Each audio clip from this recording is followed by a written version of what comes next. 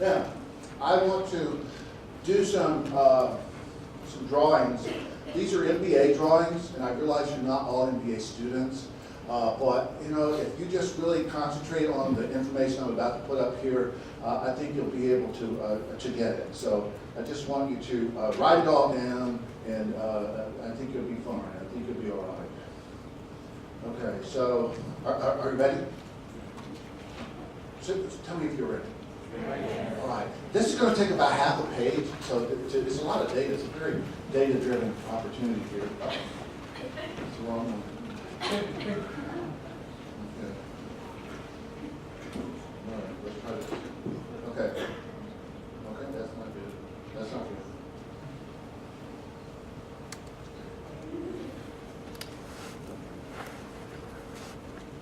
I think I'll try that one. I'll try that. Okay, ready? Just say yes. Yes. Okay, so here's a manager, and she's happy. Okay? Are you writing that down? I just need to know if you're writing that down. Okay, as long as she's happy, does she have a job for you? She doesn't have a job for you if she's happy. Happy people don't need you. Remember this when you date. Don't date happy people because they don't need you.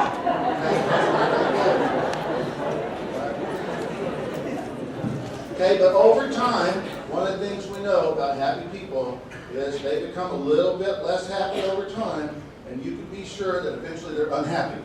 Their unhappiness is the beginning of opportunity. Now, how long will they be unhappy before they decide to do something about it? It turns out it's quite a long while. They'll be unhappy up to 18 months before deciding to do anything about it at all. Okay? So then, one day, she has an idea. And that idea makes her happy again. Okay, so let's see if we can get red in here. Okay, so that's a light bulb, and that represents her idea.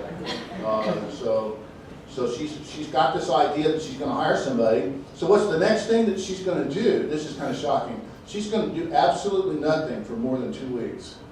And then one day she's going to do what's called an internal informal search. An internal informal search. And that's not very surprising. They just go up and down the hallway at the work, and they say, hey, isn't your ex-wife about to get out of jail? Do you think she can help us down here? I mean, that's literally what they do, especially if this ex-wife is about to get out of jail. Okay? So this works in the majority of cases. We're done. We're done. I've got an appointment. I've got the person solved. But let's say that fails. Then they write a job description, and then they post it. Now, here's the problem. Well, first of all, where's the sweet spot? That 18 months when she's unhappy, you have to convince her to do something about it. That's not the sweetest spot. Where's the sweetest spot? That's pretty good, but your competition there, she's going to turn up more than you. Go. Yeah, she's doing nothing. That's the sweet spot, okay? And then students always ask me, well, how can you tell? Because you can't see inside the organization. And so I want you to get this. If you're always in the right place, sooner or later it's the right time. Write that down, okay? If you're always in the right place, then sooner or later you're going to stumble across somebody in this 2-week pattern. I'm going to talk to you in a few minutes about how you do this and how you turn it into a system. First of all, I have to get you to get it. Okay, so let's look at the competition, because the competition is what's really frightening. Okay, once it's posted, what's the competition? 400 to 500 other people. You're not going to win in that stack of resumes, my friends.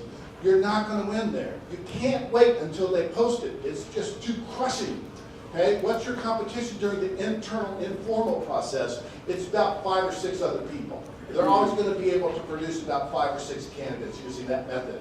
Your competition is nobody when she's doing nothing. That's the sweetest spot of all. Your competition when she has inertia is inertia. You have to convince her to hire you instead of not doing anything about this problem.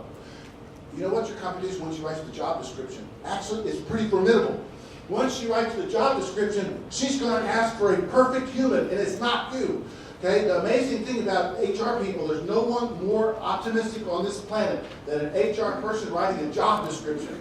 Okay, they will say, I want somebody with 2 master's degrees in sciences, willing to work the front desk reception for $17,000 a year, and the sad and pathetic thing is they'll get it. But it won't be you, because you will not be perfect. Okay, did I make that? Okay. I think, actually you are perfect, not for that job. All right. Okay, so that's one drawing. This other drawing. Wait a minute. There's that thing. It's too thick again.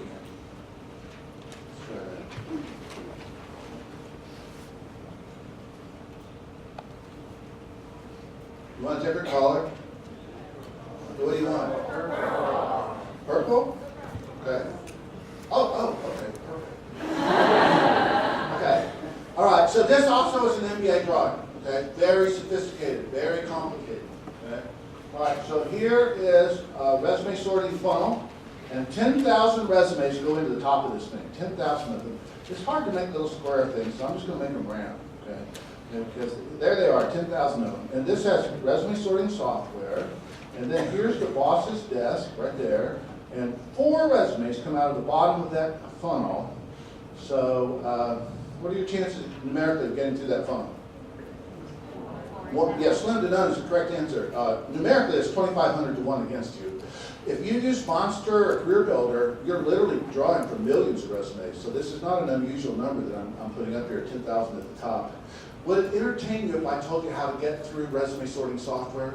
It's one of my hobbies. It's like a war. Okay, they invent new things to keep candidates out, and I invent new ways to get candidates in. So are you ready? I'm going to tell you how. You take the posted opening, and you take every noun out of that posted opening, and you put it in your resume. And this is where creativity comes into play. I don't let candidates tell lies. Okay, so if the requirement says fluent in Chinese, then I'll put languages. Basic Spanish, but someday I would like to be fluent in Spanish and fluent in Chinese and fluent in Russian.